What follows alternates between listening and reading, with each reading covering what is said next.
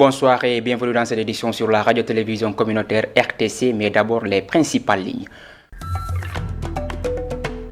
Citoyens tirent la sonnette d'alarme sur la situation des détenus en attente de jugement à Ziguinchor. Face à cette lenteur judiciaire, ils réclament l'installation de 3 cabinets d'instruction supplémentaires dans la région pour accélérer le traitement des dossiers.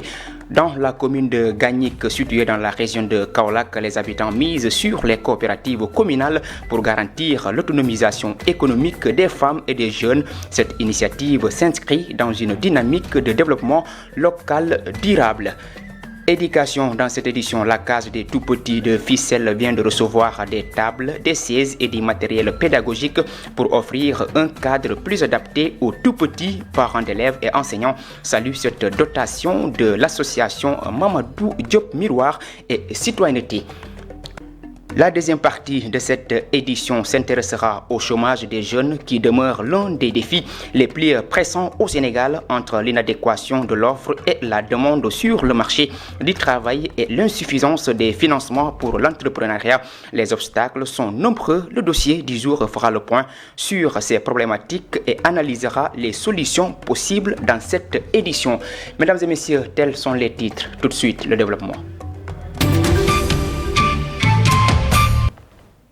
Pour démarrer, comme annoncé dans les titres, le mouvement Vision Citoyen a tenu un point de presse hier pour dénoncer les longues détentions sans jugement. À cette occasion, les membres ont demandé au ministre de la Justice de créer 3 cabinets d'instruction à Ziguinchor afin de garantir le respect des droits des détenus. Suivons les propos de Madia Diop Sané, le coordonnateur du mouvement, interrogé par Aïssatou Zinette Badji. Cela aussi nous pousse à vous dire que depuis août 2024, que malheureusement Ziguinchor n'a pas encore eu de juge d'instruction. Nous avons entendu la fois dernière les propos du ministre de la Justice, mais nous lui demandons d'acter, de poser des actes allant de faire de Ziguinchor, de rendre justice à Ziguinchor. Rendre justice à Ziguinchor, c'est de quoi? C'est de créer au minimum 3 cabinets d'instruction. Parce que ce qui retarde aussi certains jugements au niveau de Ziguinchor, vous allez à la MAC de Ziguinchor, vous allez y trouver des gens qui ont fait 4 ans, 3 ans, 5 ans sans être jugés. Parce qu'ils sont en instruction. Et pour ceux qui pensent que nous sommes des nihilistes, permettez-nous de remercier le président du tribunal de Ziguinchor qui fait office de juge d'instruction. Plus d'une centaine de prisonniers sont en instruction et ils attendent tout simplement leur jugement. On ne peut pas mettre des gens en prison pendant 3 à 4 mois ou pendant 3 à 5 ans sans être jugés, sans connaître leur sort, sans les édifier sur leur sort. Nous pensons que ça c'est pas sérieux. Et nous disons, nous donnerons toute l'énergie nécessaire pour combattre ce que l'on appelle les longues détentions préventives. Encore faudrait-il comprendre que ceux qui sont dans ces prisons-là jouissent d'un certain droit, jouissent d'un certain devoir, mais ils ont encore ce que l'on appelle des droits à respecter. Et nous devrions tous respecter leurs droits. Et puis la pauvreté qui sévit dans le monde rural n'épargne pas les femmes de la région de Fatick. Faute d'activités génératrices de revenus, beaucoup d'entre elles se sont tournées vers la vente de légumes, une activité qu'elles exercent toutefois avec de nombreuses difficultés. Ndeye Amissar, reportage. Au marché central de Fatick, la commercialisation des produits maraîchers est principalement assurée par des femmes qui y trouvent leur principal moyen de subsistance. C'est seulement qu'on paie. Parce que Fatick, il n'y en a pas d'usine, il n'y en a rien ici. C'est aussi au marché avec le garage. Nous, on va ici pour débrouiller pour nos enfants. Nous rencontrons d'énormes difficultés ici. Si seulement on pouvait avoir d'autres opportunités, on est preneur. On sollicite l'aide du chef de l'État pour qu'on puisse trouver du boulot, car Nous sommes des soutiens de famille. Nos enfants dépendent de nous. Ces derniers temps, ces vendeuses vivent un véritable calvaire sommé de déguerpir des abords de la route. On ne va pas ici sur le riz. On a dit qu'on rentre dedans. Dedans, ça ne marche pas. Ça ne marche pas. Il n'y a pas beaucoup de clients. On débrouille la place, on parle là dedans, mais ça ne marche pas. On nous demande de quitter les lieux alors qu'on n'a pas de place à l'intérieur du marché. Pourtant, elles sont en règle concernant le paiement des taxes municipales, disent-elles. On paye correctement. Chaque jour, si les outils vont venir, on nous donne le billet, on paye. On paye carrément, normalement, 200 francs par jour. L'État, ça, on nous donne 300 francs, mais nous, on paye. Nous, on ne refuse rien. On ne refuse rien. Ce qu'on nous dit, nous, on paye. Pour qu'on nous laisse ici. Préoccupée par cette décision des autorités municipales, elle lance un appel à la mairie pour plus de compréhension, rappelant que cette activité est leur unique source de revenus pour subvenir aux besoins de leur famille.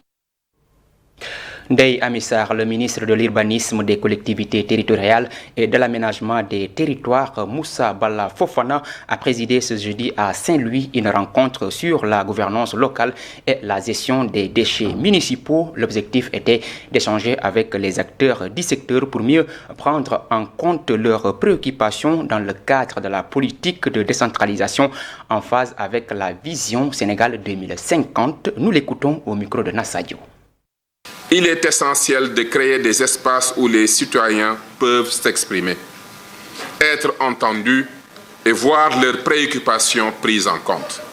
Ces cadres favoriseront le dialogue entre les autorités locales et les populations, tout en stimulant l'initiative citoyenne. Nous devons réfléchir ensemble à des mécanismes efficaces qui garantiront la pérennité et la légitimité de ces instances. En ce qui concerne les régies de quartier que nous allons promouvoir et accompagner, il est important de souligner parmi leurs nombreuses missions qu'elles auront pour objectif de gérer le lien social à travers leurs activités marchandes et des services non marchands à forte valeur ajoutée, créer des emplois destinés aux habitants les plus en difficulté, leur permettant ainsi de construire un avenir, un véritable parcours professionnel, améliorer le cadre de vie de nos collectivités. Je m'engage aujourd'hui à soutenir nos collectivités dans ces initiatives et à plaider en faveur de politiques publiques qui favorisent une décentralisation effective avec une gestion efficace de nos. À présent, parlons santé. Des camps installés à Podor, Tilé, Boubacar et Andioum ont permis à plusieurs patients de bénéficier des soins oculaires et d'avoir des lunettes de correction. L'initiative est de l'ONG canadienne Iris et l'association Sélusienne pour la vue. L'objectif est de prendre ou bien de répondre à une forte demande sociale dans des localités où les maladies comme la cataracte, la myopathie sont fréquentes alors que les spécialistes sont rares. Voici la directrice générale de Iris au micro de Aminata Ndiaye.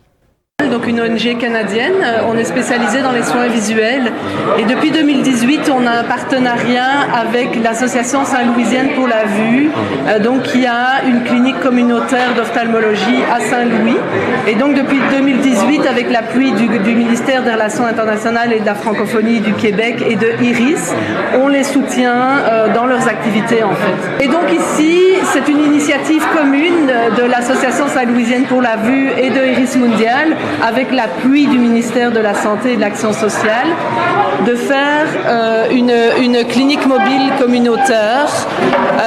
Donc en fait, dans le département de Podor, donc on va 2 jours, et donc on va 2 jours à Ndioum, 2 jours à Podor, et puis 2 jours à Tilé Boubacar. On a désiré faire une clinique mobile pour s'approcher des populations, qu'on soit le plus proche des populations, et donc on leur offre un examen de la vue, un examen par un ophtalmologiste et des lunettes de prescription s'ils en ont besoin, et puis une paire de lunettes de soleil aussi à tout le monde. Donc ils font un premier examen de la vue de l'acuité visuelle. Ensuite, on a apporté des machines pour prendre la pression intraoculaire, pour avoir une mesure plus précise des erreurs de réfraction que les patients ont. Donc, on utilise ces machines pour faire un deuxième type d'examen, pour confirmer ce qu'on a vu à l'acuité visuelle. Ensuite, ils vont voir à la santé oculaire, ils vont voir d'autres professionnels, un ophtalmologue et 2 optométristes. Donc, si au besoin, l'ophtalmologue, donc Dr Dia, qui est notre partenaire, prescrit des gouttes, des médicaments, etc. On est venu aussi avec certains médicaments qu'on peut leur donner. S'ils ont un traitement plus long, ils ont une prescription. L'exode rural, le chômage endémique des jeunes et des femmes sont autant de préoccupations majeures pour les populations de la commune de Gagnic dans la région de Kaolack. Afin de changer la donne, ces populations ont mis en place des coopératives communales qui permettent aux femmes et aux jeunes de devenir autonomes. Ces initiatives pourraient jouer un rôle clé dans l'atteinte des objectifs liés à l'autosuffisance alimentaire. Écoutons Christiane, initiateur du projet, au micro de Ousmane. Suite à de nombreuses observations que j'ai pu faire dans des villages et ayant moi-même intervenu dans certains villages afin de doter les villages de pompes et de panneaux solaires, châteaux d'eau, bassins, périmètres maraîchers, je crois effectivement que l'exemple qui est initié ici à Gagnic devrait faire école à travers le Sénégal. Comme Sering Habib Ndiaye l'a mentionné, d'abord la commune de Gagnic répond à l'appel de son Excellence le Premier ministre Ousmane Sonko dans sa déclaration de politique générale. L'appel visant à créer des coopératives communales et permettant ainsi aux communautés de se prendre en main en visant l'autosuffisance, l'autonomie. Et le concept de ce que j'appelle oasis maraîchère ou périmètre maraîcher multi-entreprises, je crois que c'est une bonne solution pour le Sénégal. Ça permet de concentrer les ressources sur un petit périmètre pour aller chercher le maximum de productivité dans un mode agroforesterie, agroécologie, où on recycle énormément de déchets via le compostage, ce qui donne du fertilisant gratuit. Parlons éducation pour poursuivre cette édition. La case des tout-petits de Ficelle a bénéficié d'un don de matériel de la part de l'association Momodou Diop Miroir et Citoyenneté. Ce geste contribuera sans doute à améliorer les conditions d'enseignement et d'apprentissage des enfants. Les parents d'élèves et les enseignants saluent cette initiative qui soutient les efforts pour offrir une éducation de qualité aux tout petits. C'est un reportage signé Pape Kairé. Un important lot de matériel composé de jouets, livres, vêtements, d'ordinateurs et d'imprimantes ont été offertes à la case des tout-petits de Ficelle. Un don de l'association dénommée Momodou Diop Miroir Citoyenneté et qui a suscité d'énormes sacrifices. Et on a tous les membres de l'association aussi cotisent, tous les mois on cotise. Chacun donne ce qu'il peut, de 20 € à 100 € selon leurs moyens. Donc c'est ce qu'on mobilise tous les ans, plus l'apport des donateurs pour qu'on puisse chaque année transporter les conteneurs. D'ailleurs cette année on a eu des difficultés pour la douane parce que l'exonération n'est pas sortie à temps et le conteneur était déjà là. Du coup on a mobilisé de nos propres fonds sur place 3 millions pour payer la douane et les transitaires, sans compter le transport. Un geste magnifié à sa juste valeur par le président du CGE. On a remarqué que ces élèves-là sont toujours les meilleurs de la classe, jusqu'au lycée. Alors, mais quand on est au préscolaire, c'est pas seulement les apprentissages comme au primaire, mais il y a aussi les jeux. Un élève qui joue avec ses mains développe mieux son esprit. Alors, si c'est ce don-là, on ne peut être que content. Pour rappel, c'est la deuxième fois que l'association intervient à Ficelle. En 2021, des kits scolaires ont été remis à des élèves de l'école élémentaire Abdelkader Ley et des livres pour la bibliothèque. Une bonne nouvelle pour les populations de Tambacounda. Le projet BIS, en collaboration avec l'ADER EFSI et le cabinet Sahel Développement, ont formé 50 jeunes de moins de 35 ans de la région de Tambacounda. Le formateur Madou Khan est revenu sur les modules de formation et les perspectives offertes aux jeunes, y compris les couches vulnérables de la localité. Madou Khan est avec Keba Kébé. Le programme consiste à accompagner des jeunes à terme de l'effet du coaching pour élaborer un plan d'affaires qui sera soumis au DRFJ pour financement. Pour les modules, premièrement, il y a le développement personnel, c'est-à-dire la vie émotionnelle. Comprendre à l'entrepreneur comment il doit se comporter vis-à-vis de ses actions dans l'entrepreneuriat. C'est socio-émotionnel. C'est ce qu'on dit, le développement personnel.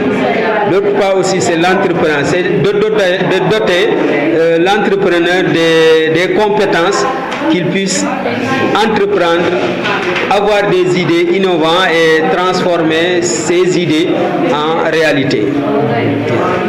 L'autre partie, c'est comment élaborer un business plan. C'est sur ça que nous trouvons aujourd'hui avec les équipes, les groupes qu'on a constitués. On est en train de travailler sur le plan d'affaires.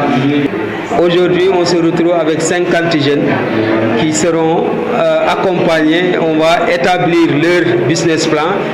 Les critères de sélection, c'est les jeunes qui sont d'abord dans l'activité ou qui ont une idée de l'activité, un projet quoi. Mesdames et messieurs, c'est la fin de la première partie de cette édition. Tout de suite avec le signal de la régie, la deuxième partie. La deuxième partie de cette édition, la problématique de l'emploi et l'employabilité qui demeure une question centrale pour tous les régimes qui se sont succédés à la tête de notre pays, malgré la mise en place de divers mécanismes pour lutter contre le sous-emploi, le chômage et favoriser l'insertion professionnelle des jeunes. Ces défis restent persistants.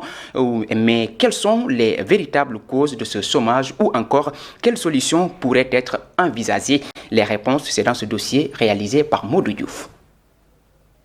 Dans un pays où le taux de chômage dépasse 23%, selon les données de l'Agence nationale de la statistique et de la démographie, et où 300 000 nouveaux jeunes arrivent chaque année sur le marché du travail, ces chiffres illustrent la persistance du chômage qui frappe une grande partie de la jeunesse sénégalaise. Plusieurs facteurs expliquent cette situation. Il y a des jeunes qui n'ont pas de qualification professionnelle, il y a d'autres qui ont une qualification professionnelle et qui n'arrivent pas à s'insérer sur le marché de l'emploi. Des fois, les formations ne sont pas adaptées par rapport au marché de l'emploi. Et l'autre chose, c'est par rapport à la saturation de certaines formations, voilà, comme les banques finances, les assurances. Après les études, quand tu perçois le diplôme, il n'y a aucun accompagnement. Le deuxième, je disais aussi qu'il y avait l'accompagnement de l'État, parce qu'il y a beaucoup de jeunes qui veulent.